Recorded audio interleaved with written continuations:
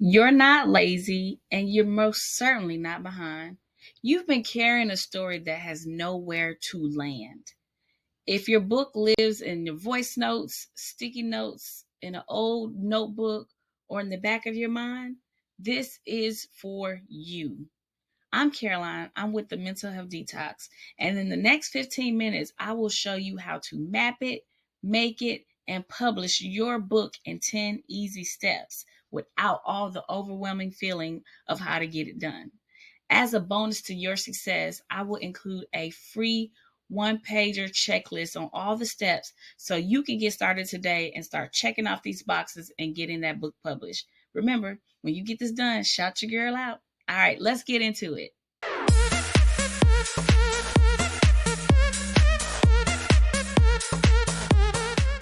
Step number one, when it comes to writing this book, just write it. And when I say just write it, I'm saying if you don't already have your notes or things together, like put them all on paper. If you're keeping this story in your mind, let's get it out on paper. Don't worry about the grammatical errors. Don't worry about formatting. Don't worry about outlining. That's going to come. Right now, we just need to get the story out on paper. What is it that you want to convey to your reader? Always be thinking about your reader. What is it that they want to know when they pick up your book? What is it that they want to learn about, or what is it that you want them to know? What is the story that they need to read?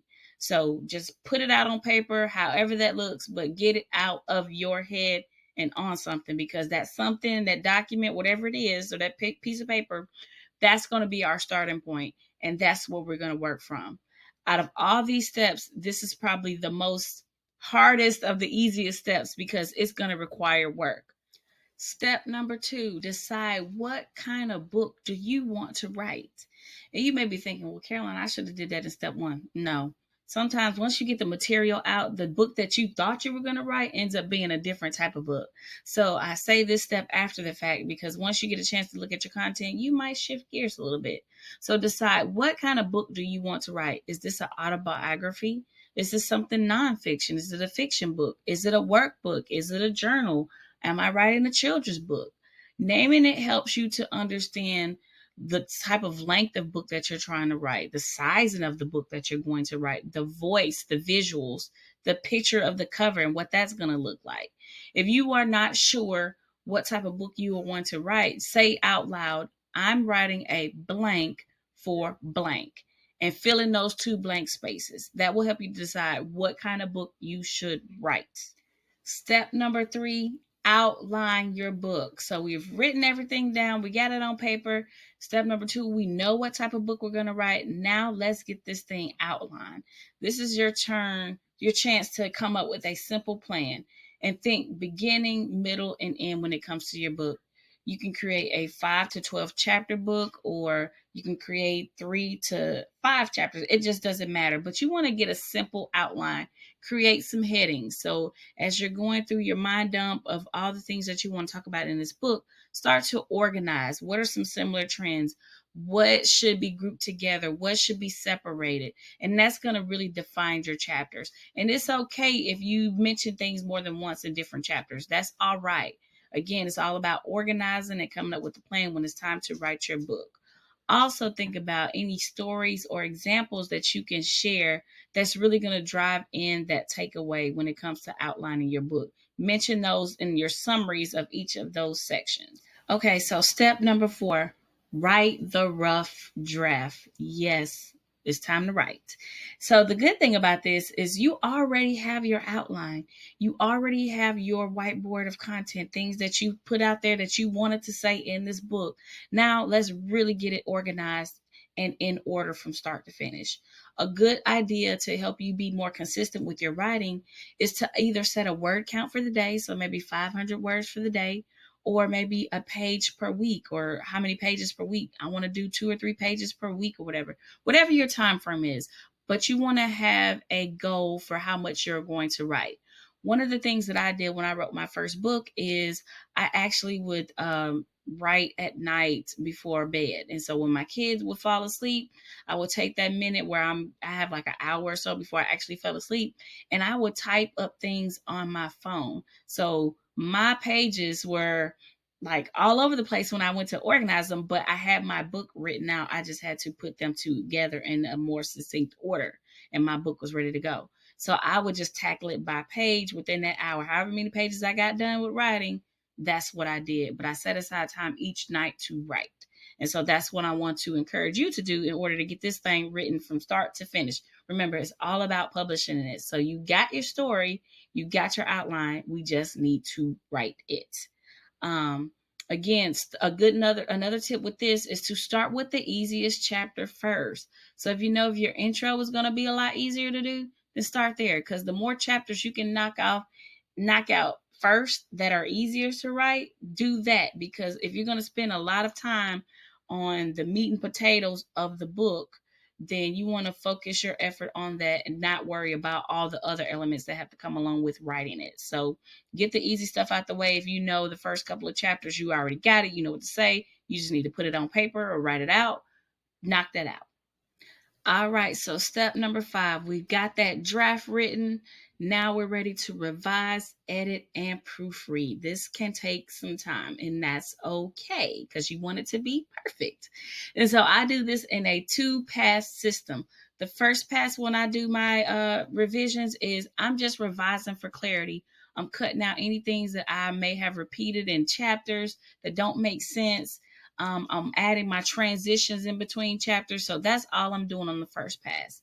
Then on the second pass, as I go back over it after I've done my first pass, is to edit and proof. Now I'm looking for grammatical errors. Now I'm looking for those run-ons, the misspellings, the things that just did not make sense. And why did I say that? A good rule of thumb is if you can find somebody or pay someone to proofread and edit for you, definitely do that. Highly encourage you to go on Fiverr, which is a freelance app where you can pay people to do these things. Or if you got a friend that majored in English, or somebody that's an English teacher or whatever that you know that doesn't mind doing this on the side, pay them. Because they're going to pick up on things that you may miss. As many times as we read it, proofread it, and edit this thing, there are still going to be things that you miss because you're reading from one lens. So having someone else read it and do a critique of it also would be helpful. Another rule of thumb, if you can't afford to pay, is to use like online AI tools, run it through there, let it critique it. But again, you may have to go back and reread it because it could make it worse or make some other errors. But, there are tons of grammar tools and writing resources online that are free to use that you can take advantage of to get your proofreading and edit it. After you do all this and you feel like your manuscript is perfect and you're about ready to publish it and put it out there or move forward with the next step, I will send it to about 2 or 3 trusted individuals that you can count on to read it and ask them questions like, did it make sense to you? Where did it get confusing? Did you see any errors that I might have missed? Where do you feel like I need to improve on? But they're going to give you that feedback from the reader's position in order to help you enhance those areas that you might have overlooked, or if you had paid somebody to do it, also they may have overlooked. Step number 6, design your cover. This is probably the most fun part of the whole writing the book process, because this is where you get to have your creative artistic abilities shine.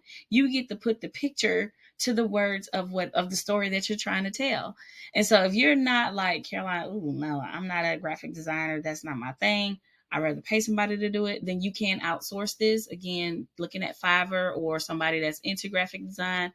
Or if you're having a DIY and do it on your own, I love to use Canva. I use Canva for everything when it comes to my graphic design, whether that's images, written content, you name it. But they also have like templates that give you ideas, things that you can modify and adjust and reuse. Take advantage of that opportunity if you are having to do this on your own. One bonus thing that I like to do, if I know the type of book that I'm going to write, I will actually bump this from step 6 to step 1, because if I design my cover for the book that I'm going to write, I use that as my inspiration for writing. And so I'm looking at the cover, I'm looking at the story, it just brings it to life for me. And so when I, design it and I'm feeling good about it, the creative process continues to flow and I keep the momentum going.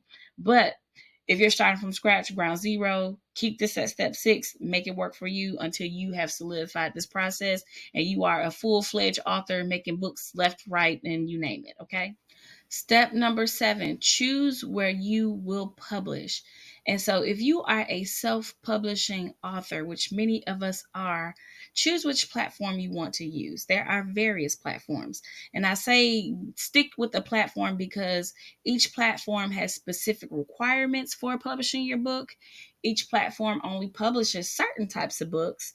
Each platform provides different bindings for types of books. So, you want to be sure to get with one platform and work with that for your book. Um, Personally, I love publishing with Lulu. Lulu.com is the website. I am not affiliated with them in any way. I don't get any monetary kickback from them for promoting them, but I just found their platform to be very easy to use.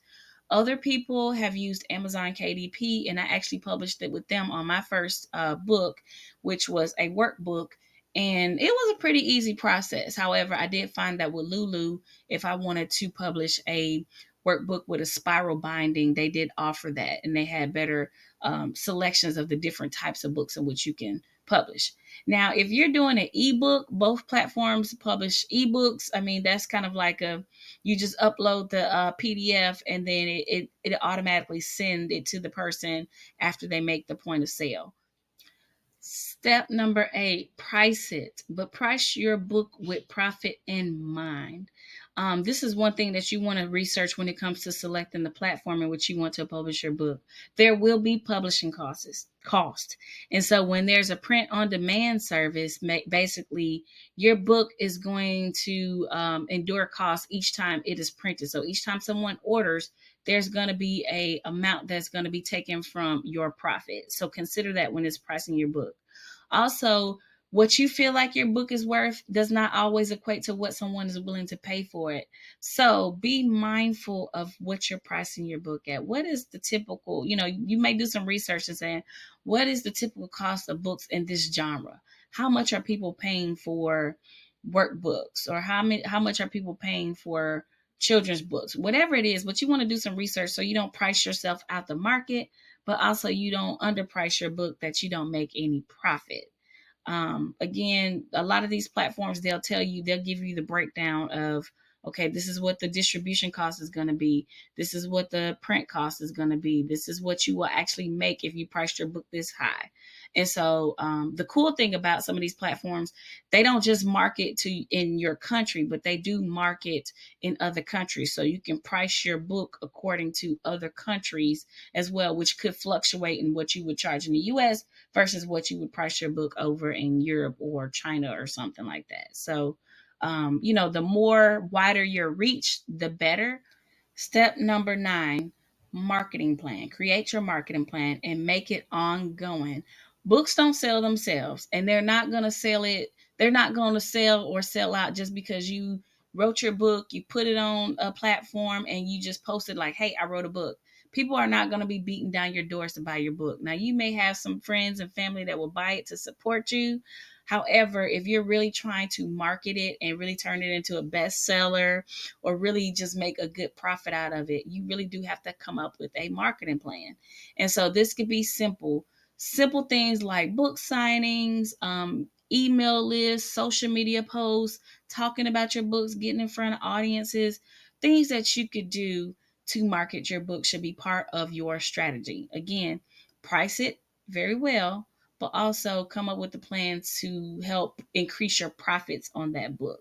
It's not a one and done thing. You should be talking about your book at least daily. And if you're a content creator or if you are navigating the space that pertains to what you wrote the book about, you should always be referring back to the book. That way people keep hearing it, keep seeing it, keep learning about it until they want to buy it and purchase it for themselves. As a bonus, if you want, I will include the link for you to purchase 30 unique ideas and ways that you can market your book. That'll be a part of this program, but for additional purchase. All right, so check it out. So I feel like I've told you a lot of information. However, I want to tell you something that's based off my experience with writing and publishing books. So step number 10 is the things that nobody tells you about when it comes to publishing and writing your books. So the first thing is to be careful with copyright. Yes, I had to learn this the hard way with some fonts. Images, fonts, lyrics, you name it, all require certain permissions. So if you are not using something that's originally created by you or written by you, you have to get permission, especially if you're going to sell it. And so even platforms like Canva, who has templates, things that they say are free, you want to read the fine print of those things, because those licenses are only for like one use type products, not for global sales or distribution and things like that. So you definitely want to deep dive into that before you start using these things. That way you don't find yourself in a pickle of having to pull your book off the shelf and revise it, or end up having to pay somebody if you made a significant profit off of your sales for the use of any of their fonts, contents, and stuff like that. So to be sure that you're not violating anybody's copyrights, you can just Google or ask AI to give you a set of free fonts, things that it could be used for public use. Anytime it says public use or royalty free type stuff, then it's truly free for you to be able to use and use at your discretion. Another thing they don't talk about, so global distribution sales. So some of these online platforms offer global distribution sales in that they will market your book to over 10,000 retailers. Okay. And then you get a smaller profit because it's going to more retailers. Well, what that simply means is that, okay, if I'm selling your book to Barnes and Nobles, you have your book priced at 20 bucks, let's just say, and Barnes and Nobles buys 5 copies of your book at 20 bucks. Well, Barnes and Nobles have bought the book from you. They have bought your book. And so now they can turn around and sell your book for $40 and you won't see any profit. However, you got the money that you made off of the book when you sold it to Barnes and Noble. So just read the fine print when it comes to global distribution. I'm not saying that it's a bad thing. Again, it definitely does increases your reach. However, your profit margin is a lot less.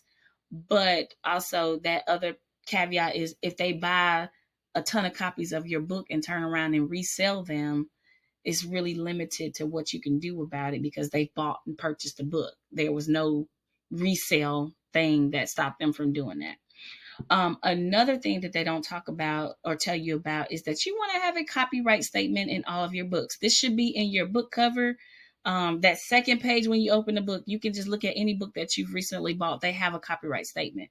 This statement is so important because it tells people what permissions they have when it comes to your book. So if they can't resell it, if they can't copy anything out of it, if they can't make copies of it, you want to mention this in your statement. That way, if a legal issue comes about or you realize somebody has made copies of your book and they're reselling pages of your book, you can have that legal stance. You have weight in order, things that can hold up in court as to why they could not do that because they did not give you permission. Now, say you made a workbook and the workbook is like a therapeutic workbook or therapy workbook or whatever somebody wants to use with their clients. In order for them to use it, they need to make copies of it.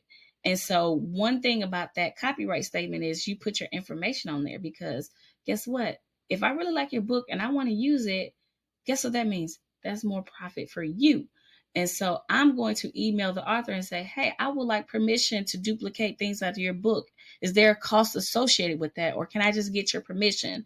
And so you as the author can use that opportunity to go ahead and maximize profit on your book sales to that person. Maybe you offer them a one-time purchase deal of making additional copies, or maybe you're the one that's going to provide the additional copies at a certain price, whatever it is, but you want them to come to you to get that permission before they just go ahead and start doing it.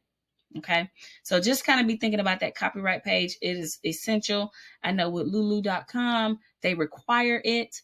ISBN numbers is another thing that people don't tell you about. Each manufacturer has their own little specific ISBN number system. So an ISBN number that's made through Amazon KDP may not pull up in Lulu or on any other publishing platform because they each have their own. However, if you do want to have an ISBN number that can be used across all platforms and it's the same number, then you can purchase one. So you can either do the free thing or you can purchase one. Some books don't even require an ISBN number, and that's okay too. They will let you know. But the ISBN number is kind of like your book social security number. And so you can either purchase the global social security number or you can get the specific social security number to that online platform, especially if you have multiple books on that platform.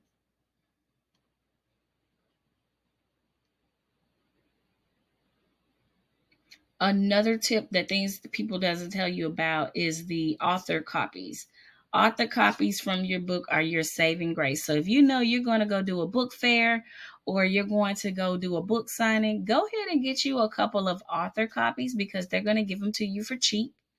Also, author copies are really cool in that once you publish your book and you put it out there, you order you a sample copy, you can really see your book from start to finish, the cover, the printing, the layout, the design, the proofing and editing. Like you can read your book.